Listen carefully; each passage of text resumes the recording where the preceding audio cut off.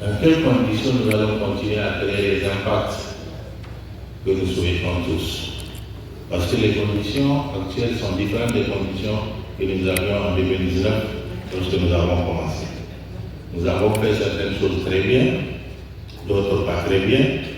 Il s'agit pour nous de tirer les leçons et de voir comment nous pouvons continuer à créer l'impact que nous souhaitons. J'aimerais aussi que nous puissions regarder qu'est-ce qui a manqué dans ce que nous avons fait les 5 dernières années et voir comment nous allons l'incorporer dans notre nouvelle démarche.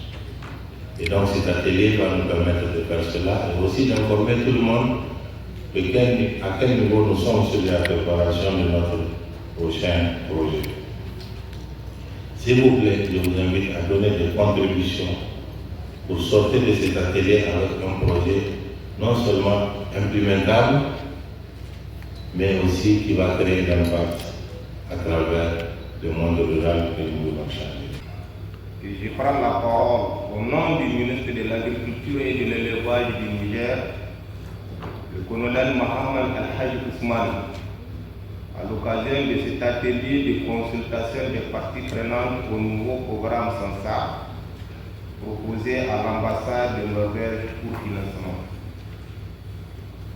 À l'entame de mes propos, permettez-moi de m'acquitter d'un agréable devoir, celui de vous transmettre les chaleureuses et fraternelles salutations de son Excellence le général d'armée Abdraman Chani, président de la République du Niger, chef de l'État, et du Premier ministre, M. Ali Mohamed Lamine Zen, qui accorde une attention particulière à la transformation structurelle de l'agriculture nigérienne et à la conquête progressive de notre souveraineté alimentaire.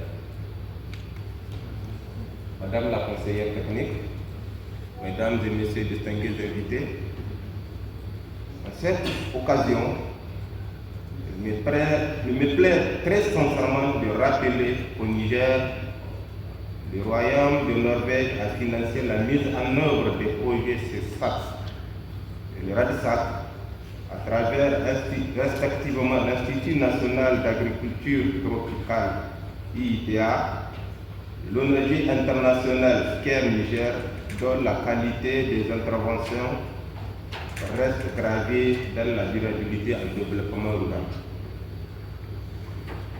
Le CESAT, faut-il le rappeler, a été mis en œuvre de 2019 à 2023 par l'Institut national de la recherche agronomique du Niger, en collaboration avec l'IITA, ICRISAT, les services techniques, les ONG nationales, mais aussi le secteur privé, notamment les entreprises semencières au niveau des régions de Dosso, Maradi, Tilaberi et Zender.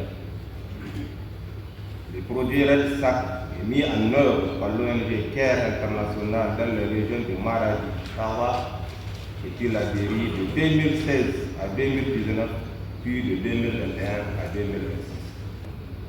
Je tiens à remercier la Norvège, dont l'appui financier a rendu possible le CESAT et permet aujourd'hui cette nouvelle étape avec le projet CSA-NSA. Permettez-moi d'abord de saluer les résultats obtenus sous CESAT.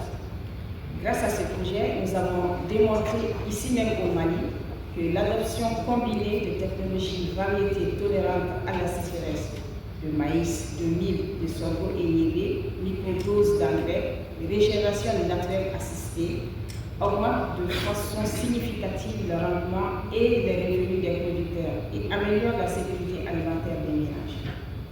Les technologies déployées dans les régions de Caille, Pulikoro, Sédou, Sikasso, à travers les plateformes communales d'innovation, qui ont servi de forum à chercheurs, aux agents de vulgarisation, aux paysans et qui ont conçu ces paquets technologiques. En parallèle, l'intégration des services d'information climatique en lien avec le Mali Météo et la Direction nationale de la météorologie du Niger ont permis aux producteurs d'ajuster la fertilisation et la gestion de l'eau avec des gains concrets de productivité.